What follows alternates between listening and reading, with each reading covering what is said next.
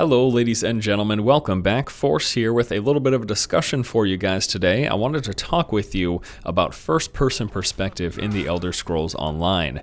Now, recently in a Force feed, I covered the announcement that they're going to be adding first-person combat animations to the game.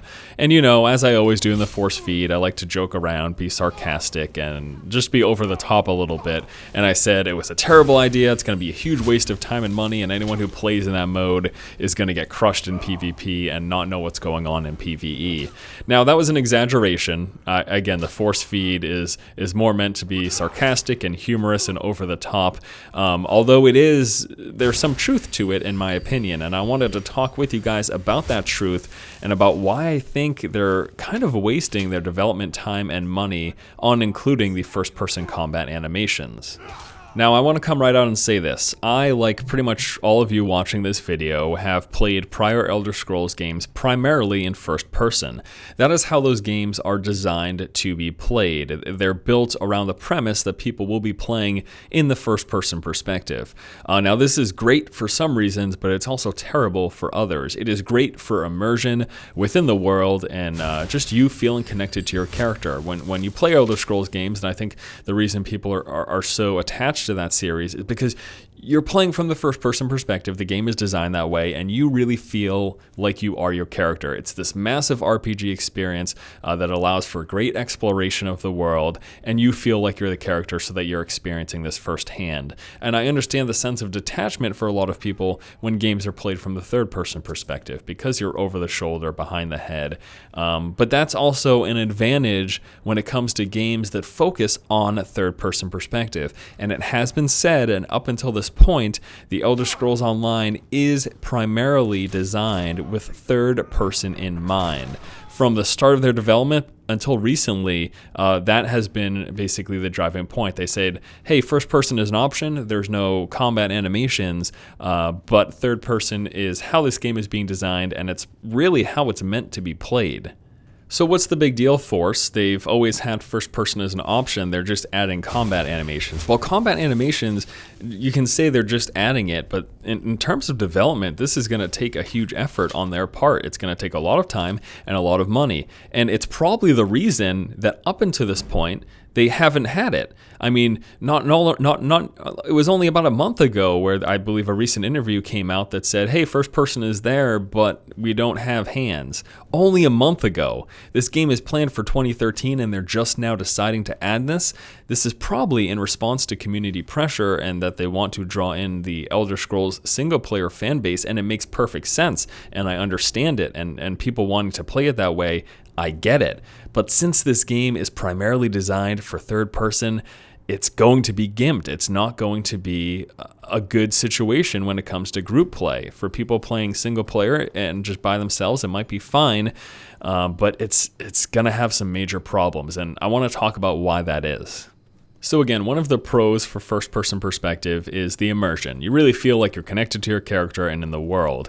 But one of the major cons is it's not great for situational awareness, especially if the game is designed from a third-person perspective. First-person view is really at an inherent disadvantage when a third person exists, and again, when the game is designed with that focused. So let's talk about first-person and third-person. First-person, by its very nature, is limiting. You've got a limited point of view and a narrow perspective. You're seeing from the eyes of your character. You're basically seeing in a cone in front of you, what is directly in front of you with a little bit of peripheral vision. Now, they could increase the frame of view there, and they could give you a little bit more peripheral vision, but you really still won't be seeing to your left and your right and behind you.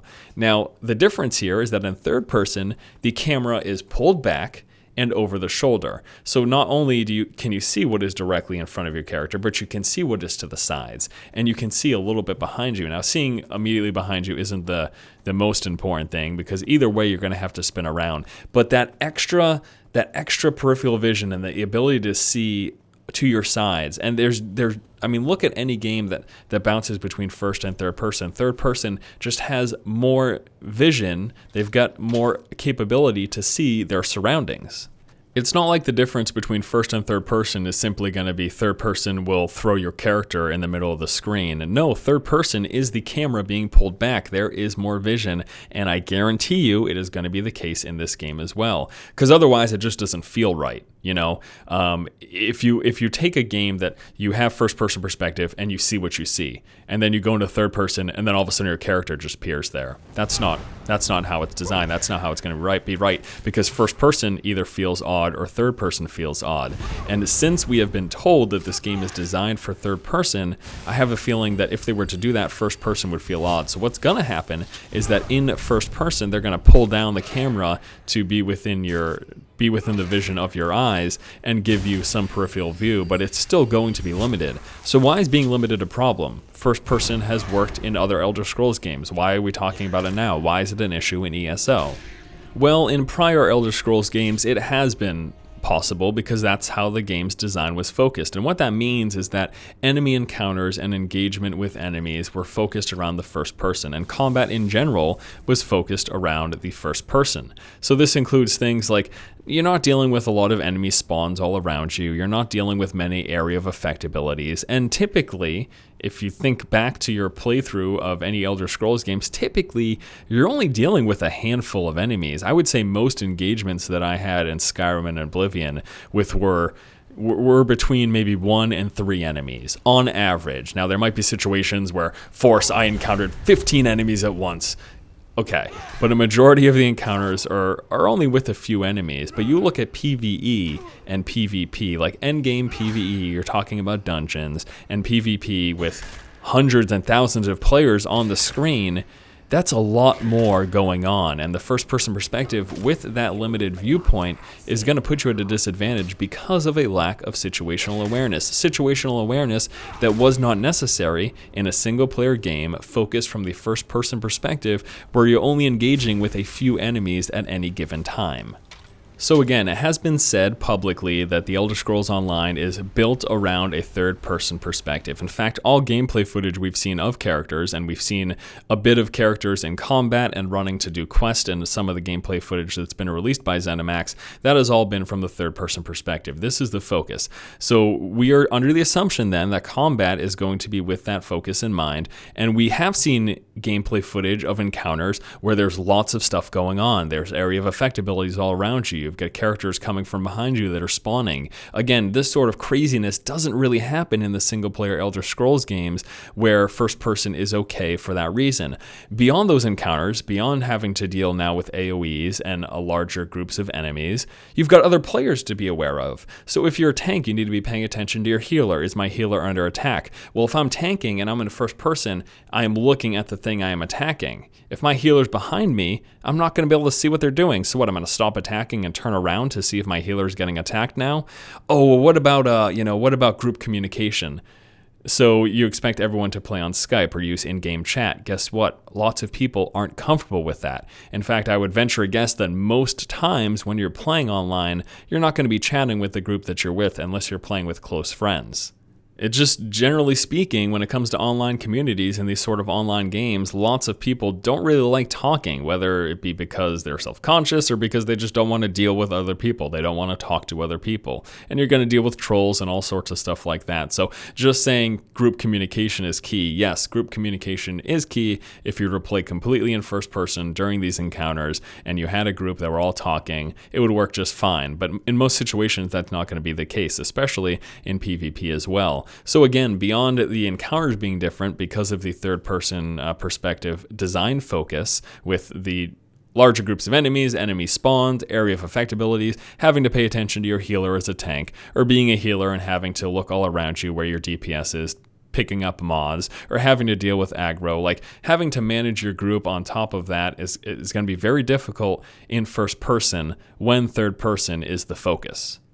Now, I've heard people say, but Force, FPS games do it just fine, and what about games like Chivalry? Or what about PlanetSide? PlanetSide's an MMO that's played from a first person. Again, the design difference. Those games are designed with first-person perspective as the primary focus. And most of those games, FPS games like PlanetSide as FPS and MMO FPS, or just FPS games in general, precise aiming factors into the equation. That is not the case in Elder Scrolls Online. Precise aiming is not necessary. You don't need to go for headshots. There's a soft lock system. All you need to do in the Elder Scrolls Online is be moused over your enemy in order to hit them. That's it. You don't need to aim for the head. You don't need to aim for the torso. With a soft locking system, you aren't going to need the precision that is necessary in first-person shooter games. And again, even in Chivalry, precision matters, because in Chivalry, you can chop people's head off. You're going to get more damage if you hit certain parts of the body. Now, you can block in the Elder Scrolls Online, and you can dodge, and that sort of combat awareness is necessary. But even that's going to be better in third person, because if someone's coming behind you when you're engaged in combat, you can dodge out of the way. If you're in first person view, you're not going to see that person coming behind you. You just won't. If you're fighting something head on head, like in Chivalry, if you're fighting someone right in front of you and you're in first person, someone comes up behind you, you don't see them. You can't see them. If you're communicating with your group, yes, but again, most situations in this game, you won't be communicating with a group, probably unless you're playing with close friends, and that's not going to be most people's experience. All right, Force, so you've been ragging on first-person view and you've been explaining why you think it's so bad. Well, then why is ZeniMax including it? Look, I'm not here to rain on anyone's parade. I'm not here to say that no one should be able to do this. And I fully understand why ZeniMax is doing it. ZeniMax is looking to pull in the Elder Scrolls single-player crowd. They're catering to their audience. A good portion of their audience, in fact, probably a majority of them, will have most likely only experience with the prior Elder Scrolls single-player games. So having an authentic Elder Scrolls experience is very, very, very important, because that's going to be a large portion of their audience for this game. You know, MMO fans in general will be pulled into it as well, but again, they're focusing on that. So including that makes sense. But my concern is twofold. Now, I go back to time and money. It is going to take time and money away from other things to include the animations for all of the attacks and all of these spells in this game. And that's why they haven't included it up until yet. Only a month ago, once more, it was said that hands were not included. They decided not to do that because it's going to take time and money. And because of the outcry from the community, and probably just from pressure in general, maybe from Bethesda saying, hey man, Elder Scrolls fans want this, you better include it. They've decided to include it. That's time and money that could be spent in the end game. Let us not forget Star Wars: The Old Republic. I thought that game was amazing. I loved leveling up in that game. There was no end game to speak of. Part of the reason they lacked end game is because they spent so much time and money, I guess more importantly money, they spent so much money on having the game fully voice acted. Like, everything was voice acted. It was crazy. That was one of the big features in this game. And maybe had they not spent all that money there and they focused it on endgame and producing endgame content, maybe Star Wars: The Old Republic would have lasted a little longer without going free to play. And my other concern is that I'm just afraid that Elder Scrolls fans are going to be disappointed because this game is being designed primarily from the third-person perspective. It's 2013, they plan to release this year, and they're just now adding these animations. It tells you, I mean, this is something that's going to be a little bit rushed unless they push back the launch of the game, which I'm fine with them if they want to include more features and push back the game for that reason to make it the best it can be. I am perfectly fine with it, but they also got to worry, hey, the next generation coming up, we should probably try to get this out soon before everyone's hyped up about getting a PS4 and an Xbox 720 or Durango or whatever it's going to be called. That's probably part of the reason they're going to try to aim to get this out this year before that big push happens. So it's just tough. It is tough. And again, I'm not here to rain on anyone's parade. I don't want to say, ZeniMax, you guys are stupid for including this. I'm just concerned. I'm concerned that Elder Scrolls fans will be disappointed because it will be at a disadvantage playing in first person because of the way the game is designed for all the reasons we've talked about here. When your focus of a game is on third person, first person perspective, will be at a disadvantage. When your focus is on first person, like shooters where precision is necessary, like a game like Chivalry, it works just fine. But that's not the case here. Precision isn't mandatory. A soft lock system is going to make it so that all you need to be doing is moused over or near your target and you're going to hit them with your abilities. You don't need to be aiming for the head or anything crazy like that. And I just think it's going to be disappointing all around, and I'm just a little worried about that. That's all. And I do wish that they spent their money on things that are going to give the game a better end game. I guess that's one of my major concerns. But of course, at the end of the day, who knows? I mean, I'm not there developing the game. I don't really know the answer to these questions. I'm just voicing my concern, and I'm really just looking for civil discussion here. Once more, I'm not trying to rain on anyone's parade and saying that people shouldn't play the game this way or that it's not going to be possible. I'm just worried people are going to realize how ineffective it is, and then it's going to prove to be a pointless waste of time and money to develop all of these combat animations for first person perspective that's not going to be used by majority of players shortly after launch. But again, people want to play in that perspective. They want to play by themselves in that perspective. That's great. That's fine. And you know what? At the end of the day, I've got no say in it. I'm just some guy talking on the internet. All right, guys, just let me know what you guys think about this whole discussion in the comment section below. I'd love to have some sort of a civil discourse and just sort of get your guys' opinions on this matter. Thanks again for watching, guys. If you like the content, please subscribe. And as always, keep watching and keep owning.